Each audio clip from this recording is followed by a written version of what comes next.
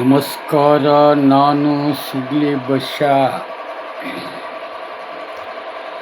ಕಾನೂನನ್ನು ಕಾನೂನಿಗೆ ಮಟ್ಟ ಹಾಕಬೇಕು, ಮುಳ್ಳನ್ನು ಮುಳ್ಳಿನಿಂದ ತೆಗಿಬೇಕನ್ನೋ ತತ್ವ ಇಟ್ಟುಕೊಂಡು ಒಂದು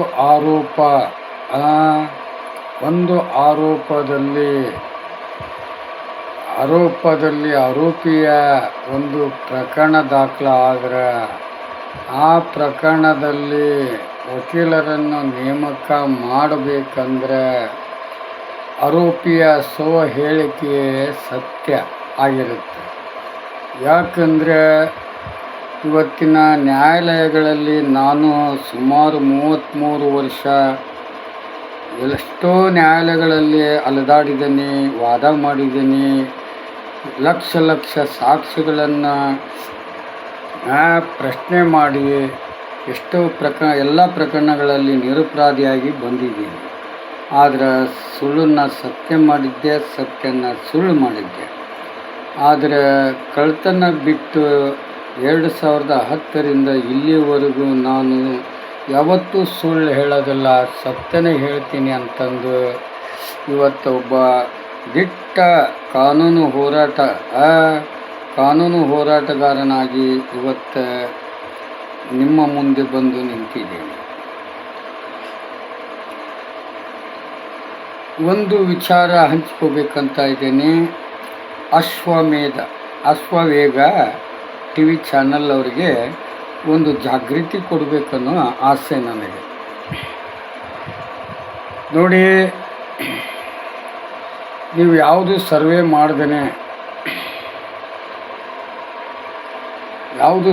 ಮಾಡ್ದೇ ಯಾವುದ್ರ ಬಗ್ಗೆ ಪಬ್ಲಿಕ್ಕಿಗೆ ಪ್ರಚಾರ ಮಾಡೋದು ಒಳಿತಲ್ಲ. ಮಾಧ್ಯಮಗಳಲ್ಲಿ ಈ ಸಿಗ್ಲಿ ವಿಷಯನ ಮನೆ. ಯಾಕಂದರೆ 164 ಸ್ಟೇಟ್ಮೆಂಟು ನೀವೇನಾದರೂ ಮಾಡಿದ್ದೀರಾ? ಪೊಲೀಸ್ನವರು ಹೆಂಗೆ ತನಿಖೆ ಮಾಡಿದಾರ ಅವ್ರ ಹಿಂದೆಯೇ ಮಾಧ್ಯಮಗಳು ಇರಬೇಕು. ಯಾವುದು ಸರಿ ಯಾವುದು ತಪ್ಪು ಅನ್ನೋದು ನೀವು ಸವಿಸ್ತಾರವಾಗಿ ಪ್ರಜಾಪ್ರಭುತ್ವದ ಪ್ರಜೆಗಳಿಗೆ ಹಂಚ್ಕೋಬೇಕಾದ್ರೆ, ನಿಮ್ಮ ಸುದ್ದಿನ ಹಂಚ್ಕೋಬೇಕಾದ್ರೆ ನೀವು ಅದರಲ್ಲಿ 164 ಸ್ಟೇಟ್ಮೆಂಟು ಮಾಡ್ಕೋಬೋದು. ಸುಮ್ಮನೆ ಇವತ್ತು ದರ್ಶನ್ ಪ್ರಕರಣದಲ್ಲಿ ಪ್ರತಿ ತಿಂಗಳಿಗೆ 10-15 ವಿಡಿಯೋ ಬಿಡ್ತಾನೆ ಇರ್ತೀವಿ. ದರ್ಶನ್ ಅವರ ಪ್ರಕರಣದಲ್ಲಿ, ರೇಣುಕಾಸ್ವಾಮಿ ಕೊಲೆ ಪ್ರಕರಣದಲ್ಲಿ ದರ್ಶನ್ ಅವರ ಆರೋಪಿಯಾಗಿದ್ದಾರೆ. ಆದರೆ ಅವರು ವಿಚಾರಣಾ ಬಂದಿ ಆಗಿದ್ದಾರೆ. ಅವರೀಗ ಜೈಲಲ್ಲಿದ್ದಾರೆ. ಎಷ್ಟು ಸಲ ವಕೀಲರು ಜೈಲಿಗೆ ಹೋಗಿ ದರ್ಶನನ್ನು 164 ಸ್ಟೇಟ್ಮೆಂಟ್ ಸೋಕಿಸಿ ಹೇಳಿಕೆ ಪಡ್ಕೊಂಡಿದ್ದಾರೆ ಅನ್ನೋದು ಮೊದಲು ನಿಮ್ಮ ದಾಖಲಾದಲ್ಲಿ ಏನಾದರೂ ಇದ್ದರೆ ತಿಳಿಸಿ. ಯಾಕೆಂದರೆ ಅವರು ಅರೆಸ್ಟ್ ಆದಾಗಿನಿಂದ ಅವರು ಜೈಲಿನಲ್ಲಿದ್ದರು. ಹೊರಗಡೆ ಬಂದಾಗ ಅವರು ಫಿಲ್ಮ್ ಶೂಟಿಂಗ್ನಲ್ಲಿದ್ದರು.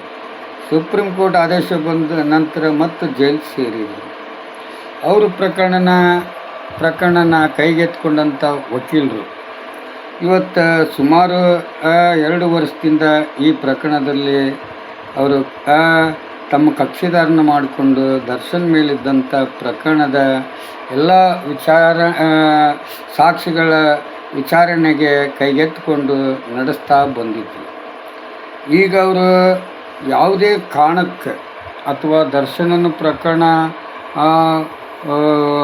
ಡೇಂಜರ್ ಇದೆ ಅಂತಂದು ಹಿಂದಕ್ಕೆ ಸರಿತಾ ಇದ್ದಾರೋ ಅಥವಾ ಅವರು ವೈಯಕ್ತಿಕ ಒಂದು ರಿಟೈರ್ಮೆಂಟ್ ಕೊಟ್ಟು ಈ ಕೇಸ್ನ ಬೇರೆ ವಕೀಲರಿಗೆ ನೇಮಕ ಮಾಡಿಕೊ ಅಂತ ಹೇಳಿ ಬಿಟ್ಟಿದ್ದಾರೋ ಗೊತ್ತಿಲ್ಲ.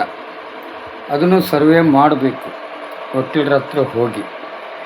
ನೀವು ವಕೀಲರನ್ನ ಪ್ರಶ್ನೆ ಮಾಡ್ದೇ, ದರ್ಶನನ್ನು ಪ್ರಶ್ನೆ ಮಾಡ್ದೇ ಈ ಒಂದು ಊಹಾಪೋಹ ಹೇಳಿಕೆಗಳನ್ನು ಕೊಡೋದು ಎಷ್ಟರ ಮಟ್ಟಿಗೆ ಸರಿ? ನಾನು ಹಿಂದೆ ದರ್ಶನ್ ಅವರ ಅರೆಸ್ಟ್ ಆಗಿ ಬಳ್ಳಾರಿ ಜೈಲಿನಾಗಿದ್ದಾಗ ಅವ್ರ ಕೇಸ್ನ ನನಗೆ ಕೊಡಿ, ಆ ಚಾರ್ಜ್ ಶೀಟಿನ ನಾನು ಓದಬೇಕು, ಆಮೇಲೆ ಎಲ್ಲ ಆರೋಪಿಗಳ ಸೌಕುಶಿ ಹೇಳಿಕೆ ಇಲ್ಲೇನು ಕೊಟ್ಟಿದ್ದಾರೆ ಮತ್ತು ಅವರ ಒಂದು ಪೊಲೀಸ್ನವ್ರು ಏನು ಖುಷಿ ಹೇಳಿಕೆ ಪಡ್ಕೊಂಡಿದ್ದಾರೆ ಅಥವಾ ದರ್ಶನ್ನವರು ಆ ಹೇಳಿಕೆ ಖುಷಿ ಹೇಳಿಕೆ ಪಡ್ಕೊಂಡಿದ್ದಾರೆ ಅಥವಾ ಇಲ್ಲವೋ ಅನ್ನೋದ್ರ ಬಗ್ಗೆನೂ ಮಾಹಿತಿ ಕೊಡಬೇಕು. ಈಗ ದರ್ಶನ್ನವರ ಖುಷಿ ಹೇಳಿಕೆ ಅಷ್ಟೇ ಅಲ್ಲ, ಎಲ್ಲ ಆರೋಪಿಗಳ ಖುಷಿ ಹೇಳಿಕೆ ಪಡ್ಕೊಂಡು ಪೊಲೀಸ್ ಬರೆದಂಥ ಈ ಒಂದು 250 ಸಾಕ್ಷಿಗಳು, ಎಷ್ಟು ಸಾಕ್ಷಿಗಳು ದಾಖಲೆ ಮಾಡ್ತಾರೆ ಅಷ್ಟು ಕೇಸು ವೀಕ್ ಆಗುತ್ತೆ. ಎಷ್ಟು ಪ್ರತ್ಯಕ್ಷ ಸಾಕ್ಷಿಗಳು ಇದರಲ್ಲಿ ಅದಾವು, ಸಾಂದರ್ಭಿಕ ಸಾಕ್ಷಿ ಎಷ್ಟು ಅದಾವು, ಗುನ್ನಾ ಪಂಚನಾಮ ಎಷ್ಟು ಸಾಕ್ಷಿಗಳು ಅದಾವು, ಜಪ್ತ್ ಪಂಚನಾಮ ಎಷ್ಟು ಸಾಕ್ಷಿಗಳದವು, ಸೀಜರ್ ಪಂಚನಾಮ ಎಷ್ಟು ಸಾಕ್ಷಿಗಳದವು, ಎಲ್ಲ ಒಂದು ಕ್ರೋಢೀಕರಣ ಮಾಡಿಕೊಂಡು ಒಂದು ಚಾರ್ಜ್ ಶೀಟ್ ಬರೆದಿರ್ತಾರೆ ಪೊಲೀಸ್ನವರು. ಈ ಪ್ರಕರಣದಲ್ಲಿ 164 ಅಂದರೆ ಕಿಡ್ನ್ಯಾಪು, 302 ಅಂದರೆ ಮರ್ಡರ್, 201 ಅದು ಸಾಕ್ಷಿ ನಾಶ ಮತ್ತು ಈ ಪ್ರಕರಣದಲ್ಲಿ ನಿಜವಾದ ಕೊಲೆ ಆರೋಪಿಗಳು ಬಂಧನ ಆಗದೇ ದರ್ಶನ್ ಅವರು 3 ಮಂದಿ ಆರೋಪಿಗಳನ್ನು ಸೃಷ್ಟಿ ಮಾಡಿ 30 ಲಕ್ಷ ಅವ್ರ ಕೈ ಕೊಟ್ಟು ಅವ್ರನ್ನ ಆರೋಪಿ ಮಾಡೋಂಥ ವ್ಯವಸ್ಥೆ ಐತಿ ಅನ್ನೋದ್ರ ಬಗ್ಗೆನೂ ನಾನು ಕೇಳಿ ತಿಳ್ಕೊಂಡಿದ್ದೀನಿ. ಇಂಥ ಒಂದು ಪ್ರಕರಣನ ನ್ಯಾಯವಾದಿಗಳು ಕೈಗೆತ್ತಿಕೊಂಡಾಗ ಅದನ್ನು ಆ ಕೇಸ್ನಿಂದ ಹಿಂದೆ ಸರಿಯೋದು ಸರಿ ಅಲ್ಲ. ಅವರು ಆ ರೀತಿ ಸರಿದನೇ ಇಲ್ಲ ಅಂತ ನನ್ನ ಭಾವನೆ. ಯಾಕಂದರೆ ಅವರು ಒಂದು ವೈಯಕ್ತಿಕ ಏನು ರಿಟೈರ್ಮೆಂಟ್ ತೊಗೊಂಡಿದ್ದಾಗ ಅವರು ಎಲ್ಲ ಕೇಸನ್ನ ಹಿಂದಕ್ಕೆ ಕೊಡ್ತಾ ಇದ್ದಾರೋ ಅಥವಾ ದರ್ಶನನ ಕೇಸ್ ಅಷ್ಟೇ ಹಿಂದಕ್ಕೆ ಕೈ ಬಿಟ್ಟಿದ್ದಾರೋ ಅನ್ನೋದ್ರ ಬಗ್ಗೆನೂ ಮಾಹಿತಿ ತಿಳ್ಕೋಬೇಕು ಮಾಧ್ಯಮಗಳು. ಸುಮ್ಮನೆ ಸ್ವಲ್ಪ ಹೂಸ್ಬಿಟ್ರೆ ಇಡೀ ರಾಜ್ಯಕ್ಕೆ ಹಂಚ್ಕೊಂಡು TRPಗೋಸ್ಕರ ಬದುಕು ಮಾಧ್ಯಮಗಳು ಇವತ್ತು ಜಾಸ್ತಿ ಆಗ್ತಾಯಿದೆ. ಅದಕ್ಕೋಸ್ಕರ ನಾನು ದರ್ಶನ್ ಅಭಿಮಾನಿಗಳಿಗೆ ಎಷ್ಟೋ ಕೈ ಮುಗಿದು ಬೇಡಿಕೊಂಡೆ, ದರ್ಶನ್ ಅವರ ಕೇಸ್ ಫೈಲು ಒಂದು ಚಾರ್ಜ್ ಶೀಟ್ ನನಗೆ ಕೊಡಿ ಮತ್ತು ಆ ವಿಚಾರಣೆ ವಕೀಲರು ನಡೆಸ್ತಕ್ಕಂಥ ಒಂದು ಹೇಳಿಕೆ ಕಾಪಿಗಳು, ಕೋರ್ಟ್ನಲ್ಲಿ ಸಾಕ್ಷಿಗಳು ಏನೇನು ಹೇಳ್ತಾ ಇದ್ದಾರೆ ಆ ಹೇಳಿಕೆ ಕಾಪಿಗಳನ್ನು ತೆಗೆಸ್ಕೊಂಡು ನನಗೆ ಕೊಡ್ತಾ ಇರಿ. ಆ ಪ್ರಕರಣ ಕೂಲಂಕುಷವಾಗಿ ನಾನು ಸ್ಟಡಿ ಮಾಡಿ ಇದರಲ್ಲಿ ದರ್ಶನ್ ಅವರ ಆರೋಪ ಎಷ್ಟರ ಮಟ್ಟಿಗಿದೆ, ಈ ಕೊಲೆಯ ಒಂದು ಸಂಚು ಯಾವ ರೀತಿ ಇದೆ, ಇದರಲ್ಲಿ ದರ್ಶನ್ ಅವರು ಕೊಲೆ ಮಾಡಿದ್ದು ನೋಡಿದ್ದೇವೆ ಅನ್ನೋಂಥ ಸಾಕ್ಷಿಗಳ ಬಗ್ಗೆ ಸವಿಸ್ತರವಾಗಿ ಸ್ಟಡಿ ಮಾಡಿಕೊಂಡು ಈ ಕೇಸ್ ತೀರ್ಪಾಗೋದಕ್ಕಿಂತ ಮುಂಚೆ ತೀರ್ಪಿನ ವಿಚಾರ ನಾನು ಸಾರ್ವಜನಿಕರಲ್ಲಿ ಹಂಚ್ಕೊತೀನಿ ಅನ್ನೋಂಥ ವಿಚಾರನ ನಾನು ಹೇಳ್ತಾನೆ ಬಂದಿದ್ದೀನಿ, ವಿಡಿಯೋ ಮಾಡಿ ಬಿಡ್ತಾನೆ ಇದ್ದೀನಿ. ಇಲ್ಲಿವರೆಗೂ ದರ್ಶನ್ ಅವರ ಪ್ರಕರಣದ ಚಾರ್ಜ್ ಶೀಟ್ ನನ್ನ ಕೈಗೆ ಬಂದಿಲ್ಲ ಮತ್ತು ಆ ಒಂದು ಆರೋಪಿಗಳ ಹೇಳಿಕೆ ಪಡ್ಕೊಳ್ಳೋಕೆ ಆಗಲಿಲ್ಲ. ಅಂದ ಬಳಿಕ ಈ ಕೇಸ್ನಲ್ಲಿ ದರ್ಶನ್ ಅವರಿಗೆ ಶಿಕ್ಷೆ ಆಗುತ್ತೋ ಅಥವಾ ಬಿಡುಗಡೆ ಆಗುತ್ತೋ ಅಥವಾ ತಕ್ಕ ಮಟ್ಟಿಗೆ ಅಲ್ಪ ಶಿಕ್ಷೆ ಆಗುತ್ತೋ ಅನ್ನೋದ್ರ ಬಗ್ಗೆ ಕೂಲಂಕುಷವಾಗಿ ವರದಿ ನಾನು ಕೊಡಬೇಕನ್ನೋ ಆಸೆ ನಂದಿತ್ತು. ಯಾಕಂದರೆ ಆಲ್ ಕರ್ನಾಟಕ 7 ಸೆಂಟ್ರಲ್ ಜೈಲಲ್ಲಿ ಎಷ್ಟೋ ಕೊಲೆಯ ಪ್ರಕರಣಗಳಾಗಿರಲಿ, ಅತ್ಯಾಚಾರ ಪ್ರಕರಣಗಳಾಗಿರಲಿ, 395 ಡಕಾತಿ ಆಗಿರಲಿ, 394 ರಾಬರಿ ಆಗಿರಲಿ, 380 ಕಳ್ಳತನ ಆಗಿರಲಿ, 307 ಆಫ್ ಮರ್ಡರ್ ಆಗಿರಲಿ, 306 ಮರ್ಡರ್ ಆಗಿರಲಿ, 304 498 ಕೊಲೆ ಆಗಿರಲಿ, ಎಲ್ಲ ಒಂದು ಸೆಕ್ಷನ್ಗಳನ್ನು ಒಳಗೊಂಡಂಥ ಎಲ್ಲ ಪ್ರಕರಣಗಳ ಚಾರ್ಜ್ ಶೀಟ್ಗಳನ್ನು ಈ ಜೈಲಿನಲ್ಲಿ ನಾನು ಸ್ಟಡಿ ಮಾಡಿದ್ದೀನಿ. ಅದರಲ್ಲಿ ಕತೆ ಬರೆದಂಥ ಕತೆಗಾರರ ಸರಿಯಾದಂಥ ಕತೆ ಬರೆದೇ ಇದ್ದಿದ್ದರಿಂದ ಎಷ್ಟೋ ಅಪರಾಧಿಗಳು ನಿರಪರಾಧಿಗಳು ಆಗ್ತಾ ಬಂದಿದ್ದಾರೆ, ಎಷ್ಟೋ ನಿರಪರಾಧಿಗಳು ಅಪರಾಧಿಗಳು ಆಗ್ತಾ ಬಂದಿದ್ದಾರೆ ಅನ್ನೋದ್ರ ಬಗ್ಗೆ ನಾನು ಸಂಕ್ಷಿಪ್ತವಾದಂಥ ದಾಖಲಾ ಸಮೇತ ನಾನು ಜನರಿಗೆ ಹಂಚಿಕೊಳ್ಳೋಂಥ ಧೈರ್ಯನೇ ಐತಿ. ಇವತ್ತು ಎಷ್ಟೋ ಪ್ರಕರಣಗಳು ಚಾರ್ಜ್ ಶೀಟ್ಗಳು ನನ್ನಂತಲ್ಲಿ ಬರ್ತಾರೆ. ಅನ್ಯಾಯಕ್ಕೊಳಗಾದವರು ಬಂದು ಬಸಣ್ಣ ನಮಗೆ ಹಿಂಗಾಗೈತಿ, ಬಸಣ್ಣ ಇಂಥ ಕೇಸ್ ಹಾಕ್ಯಾರ, ಹಿಂಗೆ ಹಾಕಿದ್ದಾರೆ, ಹಿಂಗಿಲ್ಲ ಅಂತ ಇಂಥವೆಲ್ಲ ವಿಚಾರಗಳ್ನ ನನಗೆ ಹಂಚ್ಕೊತನ ಬಂದಿದ್ದಾರೆ. ಯಾಕಂದರೆ ಈ ಸಿಗ್ಲಿ ವರ್ಷ ಚಾರ್ಜ್ ಶೀಟ್ ಓದಿ ನಾನು ವಾದ ಮಾಡಿ ನ್ಯಾಯ ಕೊಡಿಸ್ತೀನಿ ಅಂತ ನಾ ಇಷ್ಟಪಡೋಂಗಿಲ್ಲ. ಯಾಕಂದರೆ ಕತೆ ಎಲ್ಲಿಂದ ಸ್ಟಾರ್ಟ್ ಆಯ್ತು, ಕತೆ ಎಲ್ಲಿಗೆ ಮುಕ್ತಾಯ ಆಯ್ತು, ಅಲ್ಲಿವರೆಗೂ ಆ ಒಂದು ಕೇಸ್ ಫೈಲಲ್ಲಿ ಏನೇನು ಹುಳುಕು ತೊಡಕು ಅಡಕುಗಳೇನದವಲ್ಲ ಅವನ್ನೆಲ್ಲ ಸಂಕ್ಷಿಪ್ತವಾಗಿ ಸ್ಟಡಿ ಮಾಡಿಕೊಂಡು ಈ ಪ್ರಕರಣದ ಜಡ್ಜ್ಮೆಂಟನ್ನ ಕೈಯಲ್ಲಿಟ್ಕೊಂಡು ಸತ್ಯ ಹೇಳೋಂಥ ಬಸ್ಯ ನಾನು. ಇವತ್ತು ಈ ಸಿಗ್ಲಿ ಬಸ್ಯ ನನ್ನ ಮನೆಯಲ್ಲಿದ್ದಾಗ ಇದೇ ಶಿಕಾರಿಪುರ ತಾಲೂಕು ಮಟ್ಟಿಕೋಟಿ ಗ್ರಾಮ, ಶಿವಮೊಗ್ಗ ಜಿಲ್ಲಾ, ಅಲ್ಲೇ 50 ವರ್ಷದಿಂದ ಒಬ್ಬ ದಲಿತನ ಆಸ್ತಿನ ಒಬ್ಬ ಲಿಂಗಾಯತ ಪ್ರಜೆ ಫೋರ್ಜರಿ ಮಾಡಿ ಖರೀದಿ ಮಾಡ್ಕೊಂಡಿದಂಥ ಸುಳ್ಳು ಮಾಹಿತಿ ಕೊಟ್ಟು ಆ ವಕೀಲರ ಒಂದು ಮುಖಾಂತರ ಇದು ನಮ್ಮ ಹೆಸರಿನಲ್ಲಿ ಆಗಿದೆ, ಇದನ್ನು 2,000 ರೂಪಾಯಿಗೆ ಮಾರಾಟ ಮಾಡ್ಕೊಂಡೀನಿ ಅಂತಂದು ಆ ಒಂದು ದಲಿತ ಮಹಿಳೆಗೆ ಅನ್ಯಾಯ ಮೇಲೆ ಅನ್ಯಾಯ ಮಾಡ್ತಾನೆ.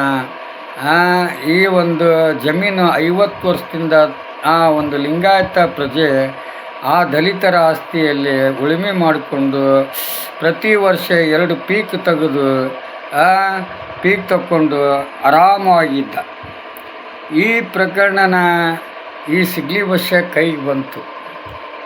ದಲಿತ ಮಹಿಳೆ ಬಂದು, ಬಸಣ್ಣ ನಿನಗೆ ಕಾನೂನು ಗೊತ್ತಿದೆ, ಇವತ್ತು ನನಗೆ ಈ ಒಂದು ಲಿಂಗಾಯತ ಪ್ರಜೆಯಿಂದ ನಂದು 1 ಎಕರೆ ಜಮೀನನ್ನ ಕೊಳ್ಳೆ ಹೊಡೆದಿದ್ದಾರೆ, 420 ಮಾಡಿದ್ದಾರೆ, ಅದನ್ನು ಖರೀದಿ ಮಾಡ್ಕೊಂಡಿವೆ ಅಂತ ಲಾಯರ್ ಮುಖಾಂತರ ಸುಳ್ಳು ಹೇಳಿಕೆ ಕೊಡಿಸಿ ನಮ್ಮನ್ನು ಕೋರ್ಟ್ ಮೆಟ್ಲು ಬೇರೆ ಹಚ್ಚಿದ್ರು. ಆದರೆ ಇವತ್ತು 50 ವರ್ಷದಿಂದ ನಾವು ಕೇಳ್ತಾ ಬಂದ್ವಿ, ಅವನು ಭಯ ಪಡಿಸ್ತಾ ಬಂದ. ಈಗ ಆ ಹೊಲದ ಪ್ರಕರಣದ ಬಗ್ಗೆ ಸವಿಸ್ತಾರವಾಗಿ ನನ್ನಿಂದ ನೀ ತಿಳ್ಕೊತೀನಿ ಅಂದ್ರೆ ನಾನು ಸತ್ಯ ಹೇಳ್ತೇನಪ್ಪ ಅಂತ ಆ ಮಹಿಳೆ ರೇವಣಸಿದ್ಧರ ಆ ಮರಡಿ ತಪೋಭೂಮಿಯಲ್ಲಿ ಕುಂತು ಆಕೆಯ ಹೇಳಿಕೆಯನ್ನು ಸಂಕ್ಷಿಪ್ತವಾಗಿ ಪಡ್ಕೊಂಡು ಕಾನೂನು ಇಲ್ದೇ ಕಾನೂನು ಮೊರೆ ಹೋಗದೇನೆ ನಿಂದು 1 ಎಕರೆ ಜಮೀನನ್ನು ನಾನು ನಿನಗೆ ಕೊಡಿಸ್ತೀನಿ, ಭಯ ಪಡಬೇಡ ತಾಯಿ, ನಿನಗೆ ಅನ್ಯಾಯ ಆಗಿದೆ, ಆ ರೈತನಿಂದ ಅನ್ಯಾಯ ಆಗಿದೆ, ದಲಿತ ಮಹಿಳೆಯ ಒಂದು 1 ಎಕರೆ ಭೂಮಿನ 50 ವರ್ಷ ನಿನಗೆ 420 ಮಾಡಿ 50 ವರ್ಷ ಉಳುಮೆ ಮಾಡಿಕೊಂಡು ಬಂದ ಲಾಭನ ತನ್ನ ಮನೆಯಲ್ಲಿ ಇಟ್ಕೊಂಡು ಮಜಾ ಮಾಡೋಂಥ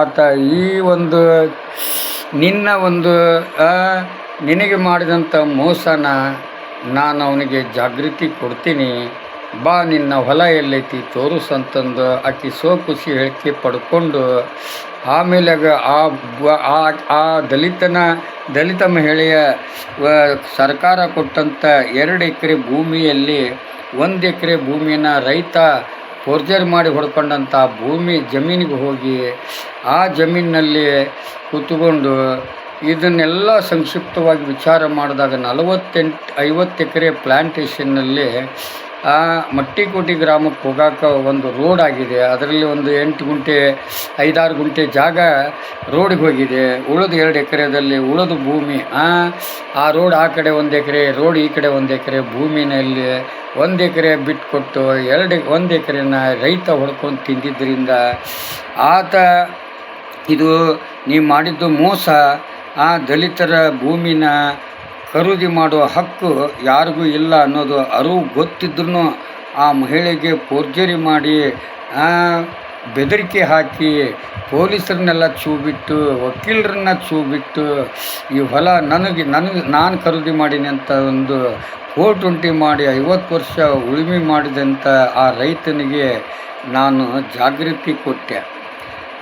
ಆ ಹೊಲದಲ್ಲಿ ಆ ಮಹಿಳೆಯ ಮುಂದೆ ನಿಂದ್ರಿಸಿ ಆ ಅಂಬೇಡ್ಕರ್ ಧ್ವಜ ಟ್ಯಾಚು ಹಾಕಿ ಆ ಹೊಲದಲ್ಲಿ ಇನ್ನು ಮುಂದೆ ಯಾರೂ ನಿನ್ನ ಹೊಲಕ್ಕೆ ಬರೋಂಗಿಲ್ಲ, ನಿನ್ನ ಹೊಲದಲ್ಲಿ ಈ 1 ಎಕರೆಯಲ್ಲಿನೂ ನೀನು ಪೀಕ್ ಬೆಳೆದು ಬೆಳೆದಂಥ ಅನ್ನ ತಿನ್ಕೊಂಡು ಇನ್ನು ಮುಂದುವರಿಬೋದು.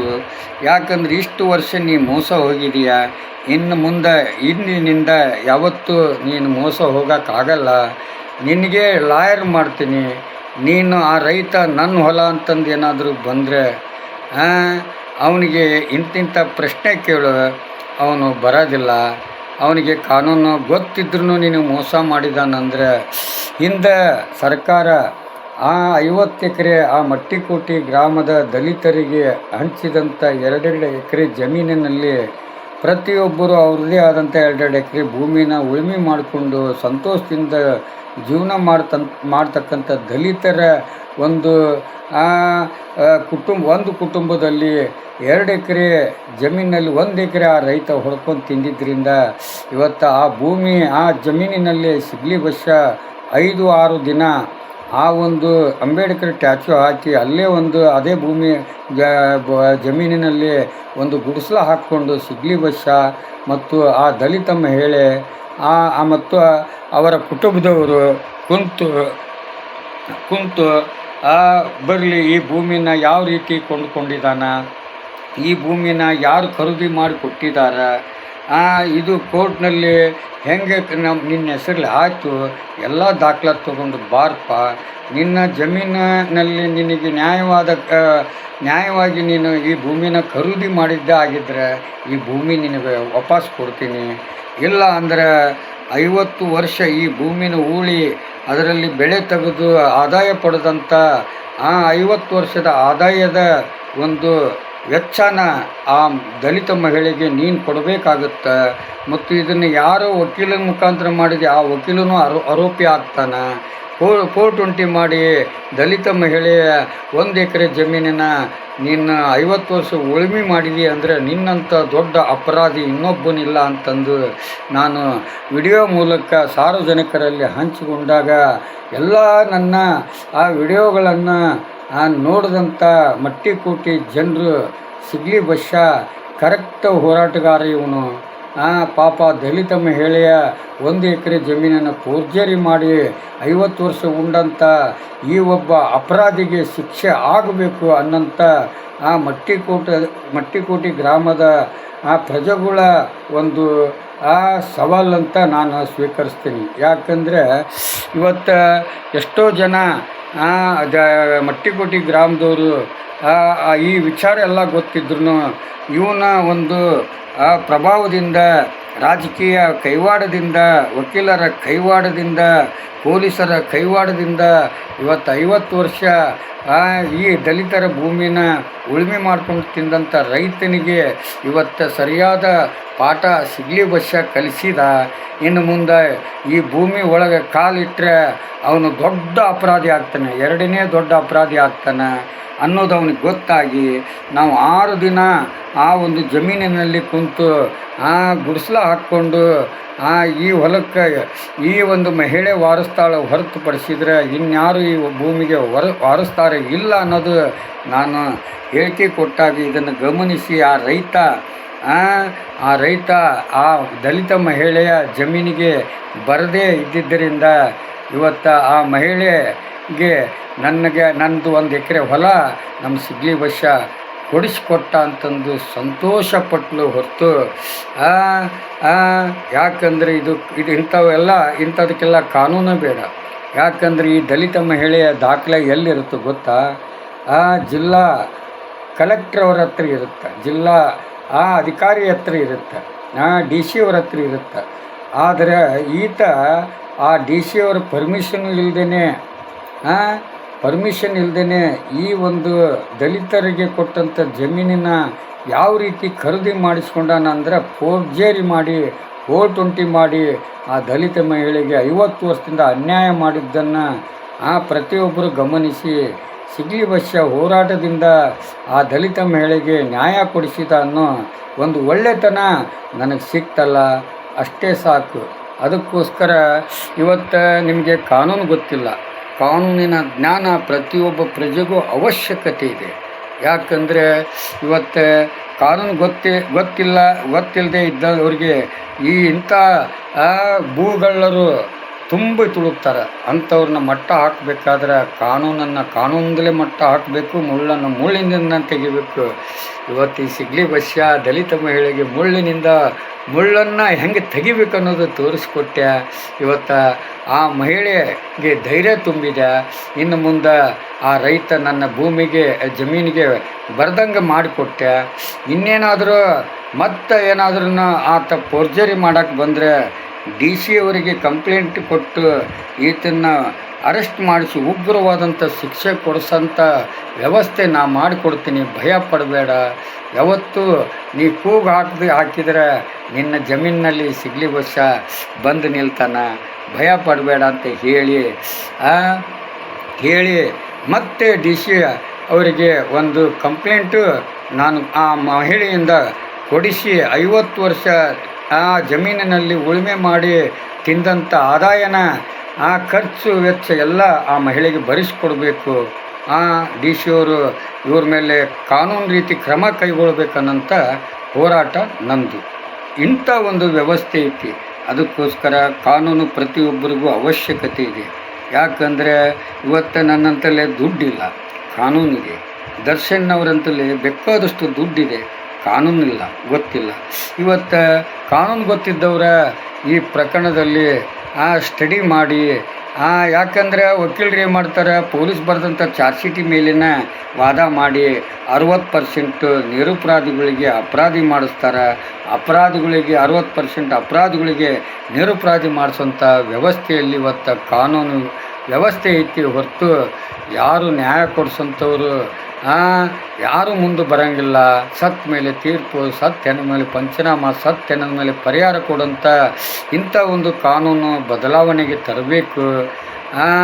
ಇವತ್ತು ಪೊಲೀಸರು ಕತೆ ಬರೀತಾರೆ, ವಕೀಲರು ವಾದ ಮಾಡ್ತಾರೆ, ನ್ಯಾಯಾಧೀಶರು ತೀರ್ಪು ನೀಡ್ತಾರೆ. ಇಂಥ ತೀರ್ಪಿನಲ್ಲಿ 100 ಜನ ಅಪರಾಧಿಗೆ ಶಿಕ್ಷೆ ಆದರೂ ಈ ಸಿಗ್ಲಿ ಬಸ್ಯ ಸ್ವಲ್ಪ ಹಿಡಿತಾನೆ. ಒಬ್ಬ ನಿರಪರಾಧಿಗೆ ಅನ್ಯಾಯ ಆಗ್ತೈತೆ ಅಂದರೆ 100 ಸಲ ವಿಚಾರ ಮಾಡಿ ತೀರ್ಪು ನೀಡಬೇಕನ್ನೋದೇ ಈ ಸಿಗ್ಲಿ ಬಸ್ಯನ ಒಂದು ಹೋರಾಟದ ಹೆಜ್ಜೆ ಅಂತ ನಾನು ಹೇಳ್ಕೊತೀನಿ. ಎಲ್ಲ ವ್ಯವಸ್ಥೆಯೂ ಸರಿಯಾಗಿದೆ, ಆದರೆ ಆ ವ್ಯವಸ್ಥೆಯಲ್ಲಿದ್ದಂಥವರಿಂದ ಇವತ್ತು ನಾವು ಕಷ್ಟ ಅನುಭವಿಸ್ತಾ ಇದ್ದೀವಿ. ಇನ್ನು ಮುಂದೆ ಅದು ಆಗಬಾರ್ದು ಅನ್ನೋದಿದ್ದರೆ ಕಾನೂನು ರೀತಿಯಲ್ಲಿ ಕಳ್ಕೊಂಡವರಿಗೆ ನ್ಯಾಯ ಕೊಡಿಸ್ಬೇಕನ್ನೋದೇ ಈ ಸಿಗ್ಲಿ ಬಸ್ಯನ ಹೋರಾಟ. ಜೈ ಹಿಂದ್, ಜೈ ಕರ್ನಾಟಕ, ಜೈ ಕನ್ನಡ, ಜೈ ಶ್ರೀರಾಮ್, ಜೈ ಭೀಮ್.